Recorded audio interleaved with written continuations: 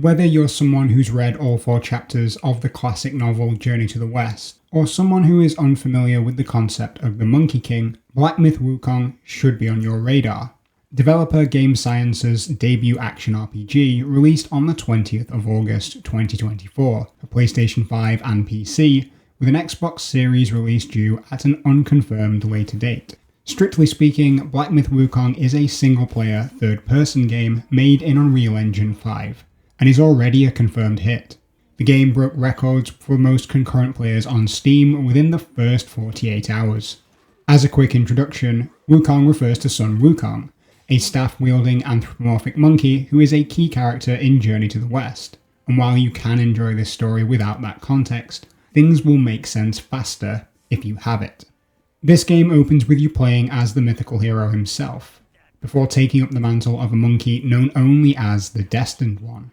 This game is based on the themes and events of Journey to the West, but this protagonist, for all the similarities to the legendary warrior, is not Wukong himself. The bulk of this narrative is told via in-engine cutscenes, with adapted dialogue from the novel, along with some original rapping, to bring this into the video game medium. This story is somewhat disjointed, as while the overarching quest to gather 5 relics makes a lot of sense, the game's chapters do end quite definitively, and another one begins in a different setting. There's not a lot of context that helps you bridge these together, and there's no clear sense of time progression between each chapter. Viewing each one of these as a self-contained fragment of the overall story is the best way to compartmentalize this in your own head, but it does make the narrative feel very stop-start. When viewed as short doses within each chapter, the tales are often very well told. There's the right mix of interesting characters and themes, from servants determined to win their master's favour to those who seek to reach godhood themselves. There are secrets hidden in the dialogue and in item descriptions that foreshadow events to come, and some enemies' dying words are further hints at the world that's being built here. Because of this delivery method, a lot of these are intentionally obscure, and while a few key events are spelled out for you, the rest you'll have to infer from your findings. If you just barrel down the main story path, you'll come away feeling like the game has missed a lot of context. And you'd be right, it did. Within each chapter is a secret area, which often provides that additional bridge of story that helps complete the picture the rest of the chapter is trying to paint. Whether or not you believe that these should have been in the main narrative or not will depend greatly on how much you want to explore and dig into these worlds. I really liked a lot of the rest of the game, and that naturally pushed me towards seeking out these hidden sections. The characters that feature in Black Myth Wukong are drawn from Journey to the West, but are designed to be fleeting in a very familiar way to Massacre players. These often flicker in and out of the narrative quickly, with only a small handful that have any longevity. Some spirits and shrine keepers linger for an entire chapter, but it's really only Bajie, Wukong's former companion, and the useful NPCs, like the Pillmaker, who you'll see in multiple chapters. This puts the focus on your foes, which is really where your attention ought to be. At its most basic, Black Myth Wukong is a third-person action RPG, with the player looking over the monkey's right shoulder. General traversal sees you run, sprint, or jump across environments, with an additional and very fun method of traversal unlocked in the final chapter. Much like many games of this kind, you have a health, mana, and stamina bar to manage. Spells cost mana, and sprinting, attacking, and dodging costs stamina.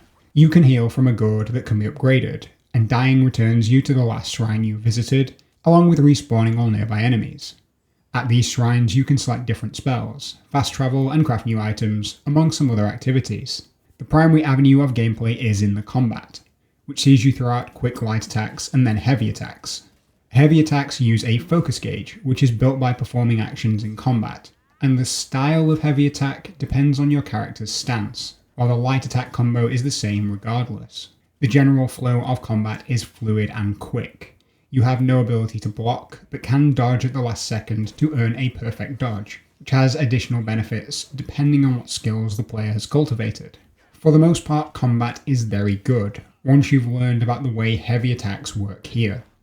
Unlike most action games, you don't organically combo between light and heavy attacks.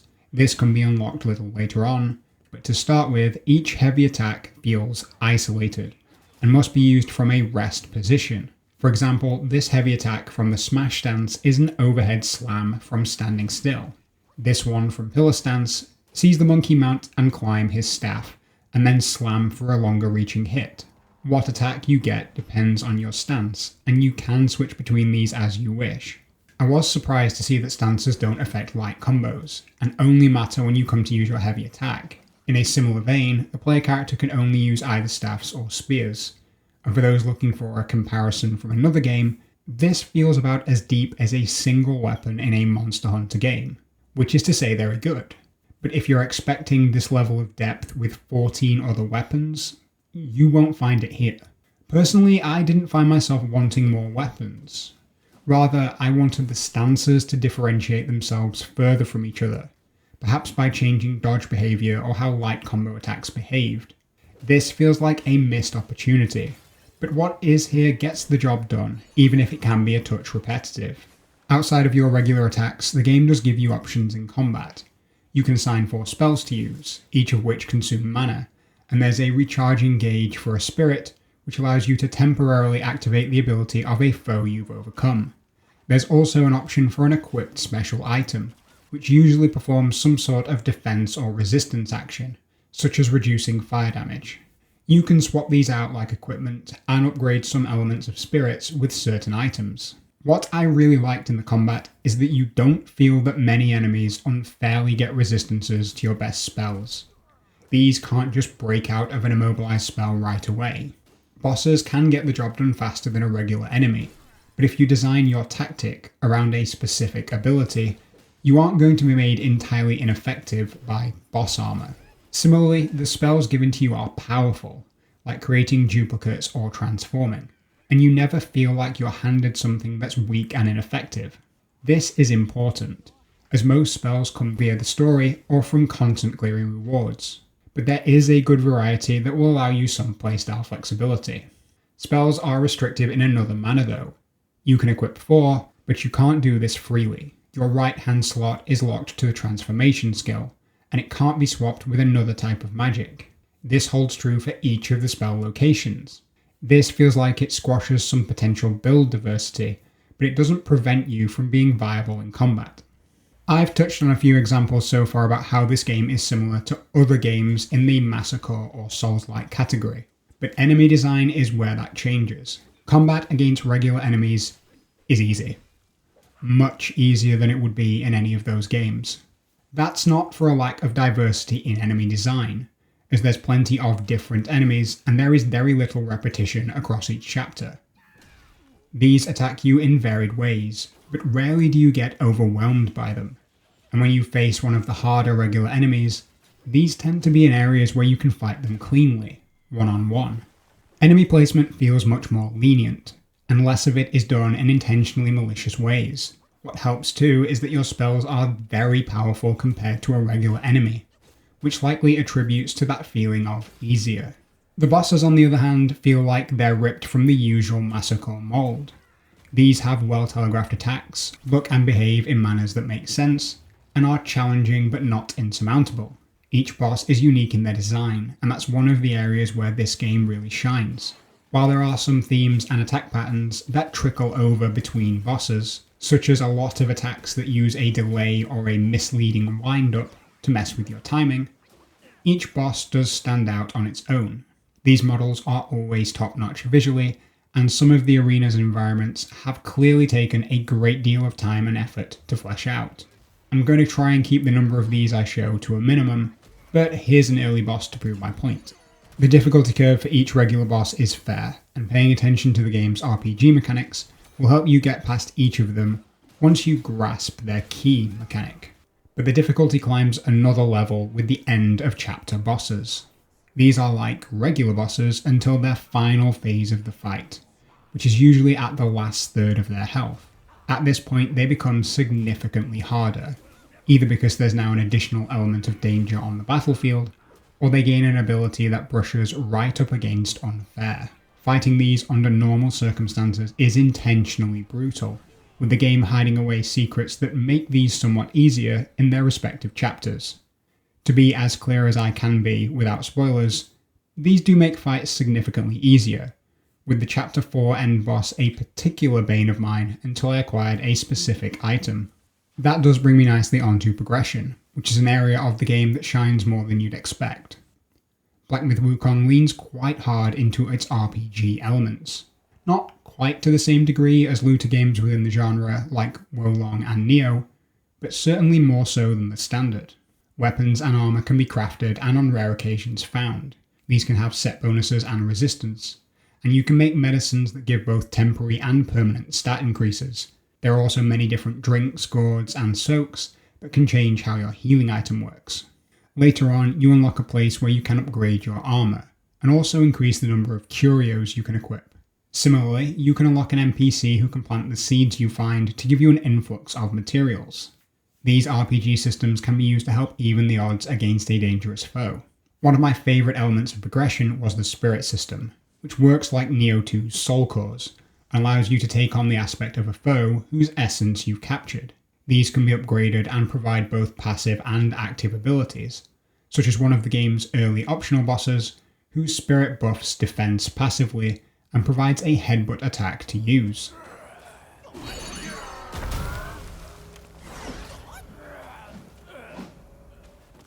Alongside this, your character has levels, and each level grants a spark, which can be used to purchase either passive upgrades to your stats, additional stances or abilities, or augments to your basic skills, like an after image following a perfect dodge.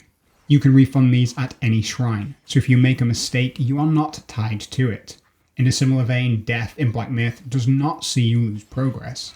You don't drop your unspent experience or will, the game's currency. You don't have to run back to your corpse to collect anything. This is more akin to a retry from checkpoint system than your usual and more punishing massacre formula. There are a lot of systems at work here, but this strikes a really good balance. There aren't so many that this is an overwhelming information dump that requires a spreadsheet to work out. And there aren't so few that the game is boring and uninteresting. Black Myth Wukong found that sweet spot, which will likely keep both casual gamers and hardcore min-maxers happy. And that's not easy to do. I want to briefly talk about environmental and level design next. The game's environmental design is excellent, particularly in Chapter 3 when there is snow swirling around you and light is filtering through. You just have to hold your hands up and admit, this is a really, really good looking game. The theming of each chapter is diverse and different, and each one does feel unique. That's different to level design, which shows some inexperience. There are far too many obvious invisible walls in a game of this kind released in 2024. I mentioned earlier that regular enemies don't pose much of a threat, and that's often because in other difficult games, you can roll yourself off a ledge to avoid their attacks, or you can be pushed back into something more dangerous. A lot of ledges here are just walled off, and you're a lot less likely to die to your own stupidity.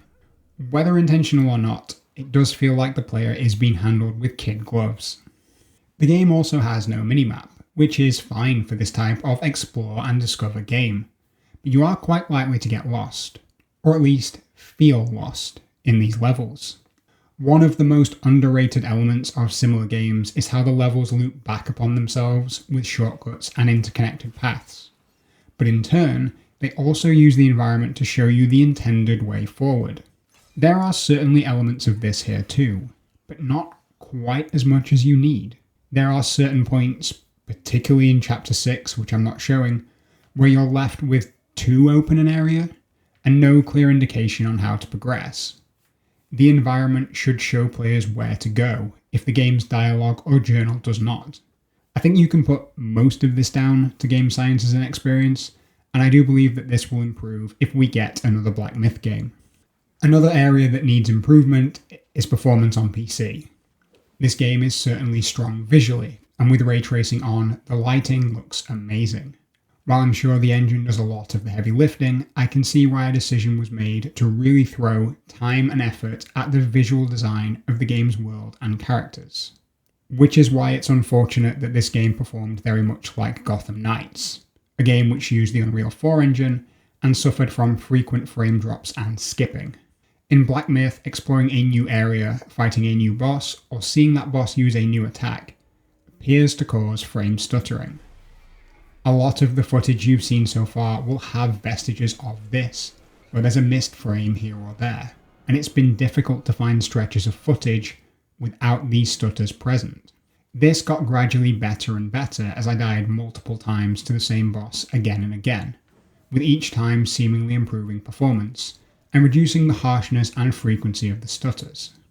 I want to be clear, I don't have another computer capable of running the game to prove if this is a widespread issue, so do consider this my personal experience rather than anything objective.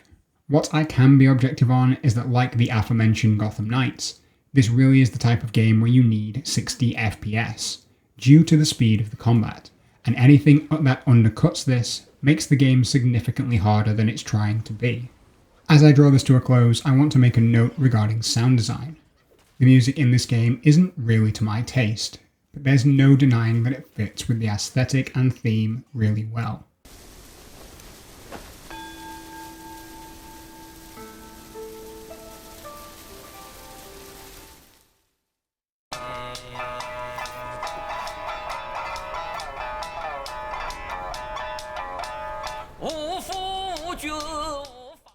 There are a lot of bell and chime sounds, with some string sections mixed in, and there's a good variety of soundtracks to battles and overtures through animated sections.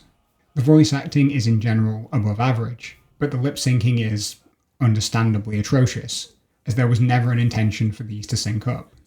I often draw on my own experiences to review games. I've spent more hours playing and thinking about video games than I'd ever want to admit to my family or an employer. And I've played games of all kinds, genres, and ages across multiple different generations of platforms. Black Myth Wukong provides something that feels very new, and that's so incredibly rare. From a gameplay perspective, this has some vestiges of familiarity, and balances challenging combat with a smart RPG progression system, but from a concept and lore standpoint, this is likely to feel fresh to most players. What stands out among this is the game's use of the source material, Journey to the West, to create enemies and characters that burst into life with unique visual design. I don't think it's a stretch to say that this may be one of the better introductions to Chinese myth I've come across in my lifetime, and the game deserves praise for that. But this is undercut by the performance of the game, that really did make it a struggle to get through at times. And it is this unfortunate aspect that makes what would otherwise be a slam dunk recommendation a more tentative and reserved wait and see.